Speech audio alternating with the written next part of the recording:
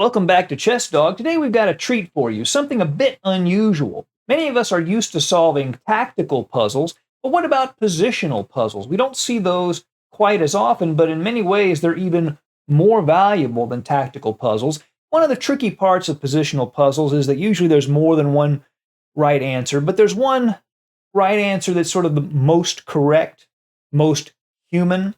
And in today's positional puzzle, we have two very strong players. Both have been world champion. White is Vladimir Kramnik. Black is Magnus Carlsen. This game was played in 2007 in Dortmund.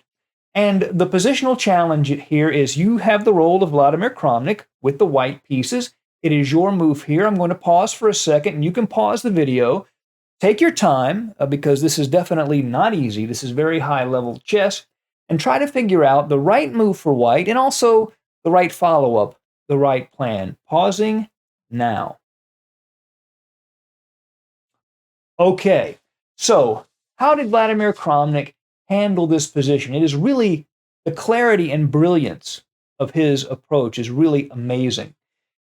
In this position, obviously white has pressure on this backward c-pawn. This a5 square is a little vulnerable. So what Kramnik does is he finds a way to create a perfect situation where his minor piece is much stronger than black's. First, he plays knight to b3, going after this a5 square. Now, if you turn on your computer, you'll find that e4 is also another possible solution, but it's messy and it's not really the way people play. If you look at the position, and basically after knight b6, knight b3, pawn takes. If black takes on b4 with the bishop, then the rook, bishop 8, and here a white can actually give up the exchange, and then there's a fork between the queen and the bishop, and that's really the trick being played here. But instead, the more human and I think better move is knight to b3, played by Kramnik. Pawn takes. Now, if he plays knight to a5 first of all, now if he just retakes on b4, the knight can take. So he plays knight to a5, an intermezzo, attacking the b7 bishop. Carlsen has to do something about that, so the bishop moves to a8. And now knight a to c6, attacking the queen. Now here Carlsen takes the knight. Queen to e8, avoiding that exchange is probably better, because after he takes the knight, he's chronically weak on the dark squares. That c6 square is very vulnerable. Knight takes, hitting the queen, queen to d7, and now one more exchange to accentuate the strength of Kramnik's position. Bishop takes d5, creating a clear minor piece situation. Kramnik's knight versus Carlsen's bishop on e7. Pawn takes, and then pawn takes pawn. And here, Kramnik is really probably just winning. This knight is so much stronger than this bishop. He's got the A file, and he's got pressure on the half-open C file, very common in Catalan openings, by the way, this pressure on a backwards C pawn. So after rook f to e8, he plays rook to a5, immediately going after the b5 pawn. The problem essentially is over at this point, but we'll just look at the rest of the game. It doesn't take much longer for Kramnik to win from this position. Bishop to f8, knight to e5, hitting the queen, queen e6, rook to b5. Kramnik now has one material from his positional pressure.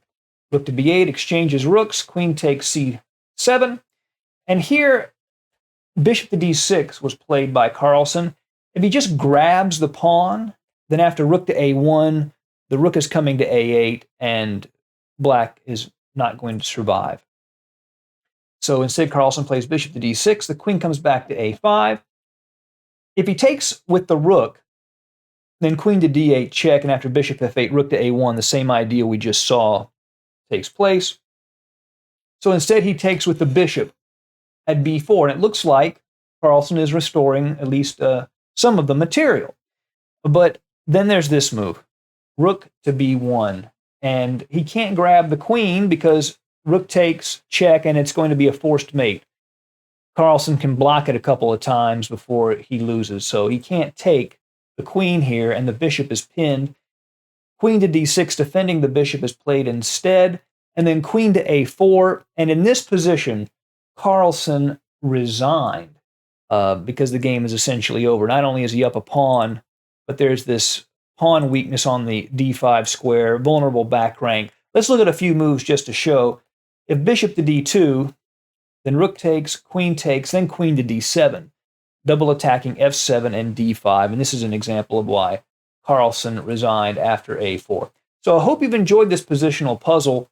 These can be even more helpful than tactical puzzles. We might have a few of these in the future. See you again soon at Chess Dog. Goodbye.